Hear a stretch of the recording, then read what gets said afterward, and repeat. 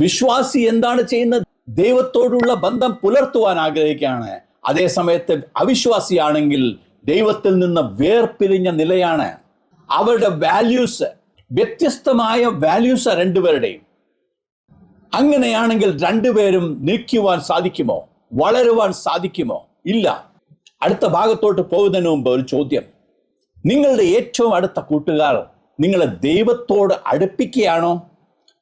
അതോ നിങ്ങളുടെ ഏറ്റവും അടുത്തുള്ള കൂട്ടുകാരെ നിങ്ങളെ ദൈവത്തിൽ നിന്ന് ദൂരെയാക്കുകയാണോ?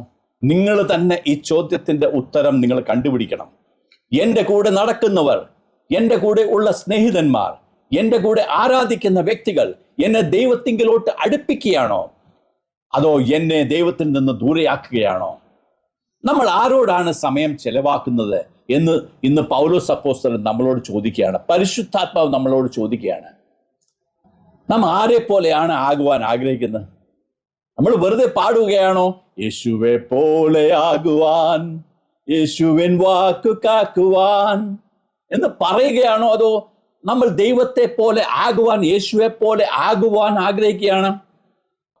അഞ്ചാമത്തെ ചോദ്യം പൗലോസ് അപ്പോസ്തലൻ ചോദിക്കുന്നത്, ദൈവാലയത്തിന് വിഗ്രഹങ്ങളോട് എന്ത് യോഗ്യത? എന്ത് യോഗ്യത?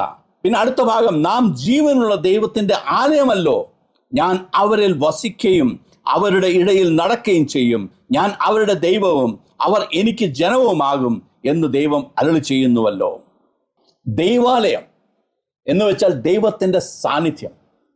വിഗ്രഹം എന്ന് വെച്ചാൽ വ്യാജ ദൈവങ്ങൾ. എനിക്ക് മലയാളത്തിൽ പഴയ ഒരു സിനിമാ പാട്ടുണ്ട്, ഞാൻ പാടുന്നില്ല, പക്ഷെ ആ വരികൾ പറയാം. കരയാൻ അറിയാത്ത, ചിരിക്കാൻ അറിയാത്ത കളിമൺ പ്രതിമകളെ. പക്ഷേ വളരെയധികം ക്രിസ്ത്യാനികള് തന്നെ ഈ കരയാൻ അറിയാത്ത, ചിരിക്കാൻ അറിയാത്ത കളിമൺ പ്രതിമകളുടെ മുമ്പിൽ നിൽക്കുന്നുണ്ട്. വ്യാജ ദൈവങ്ങൾ, വ്യാജ ആരാധന. It's a fake worship, it's a wrong worship.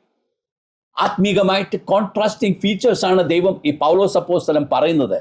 പൗലോസ് അപ്പോസ്തലൻ പറയുന്നത് ദൈവാലയം വിശുദ്ധതയാണ്, അതേസമയത്ത് വിഗ്രഹം അശുദ്ധതയുള്ളതാ. മനുഷ്യരുണ്ടാക്കി വെച്ചിരിക്കുന്ന ദൈവമാ, കൊടുത്ത ഒരു ആകൃതിയാത്. ഇവ ഒന്നിച്ച് നിൽക്കുകയില്ല. വിഗ്രഹമില്ല ദൈവത്തിന്, ഒരിക്കലുമില്ല. അതുപോലെ തന്നെ നമ്മുടെ ഹൃദയം ദൈവത്തിന് മാത്രമായിരിക്കണം. നിങ്ങളുടെ ഹൃദയത്തിൽ ദൈവമല്ലാതെ വേറൊരു വ്യക്തിക്കോ വേറൊരു കാര്യങ്ങൾക്കോ സ്ഥാനം കൊടുത്തിട്ടുണ്ടോ? ഉണ്ടെങ്കിൽ വിഗ്രഹമാണ്.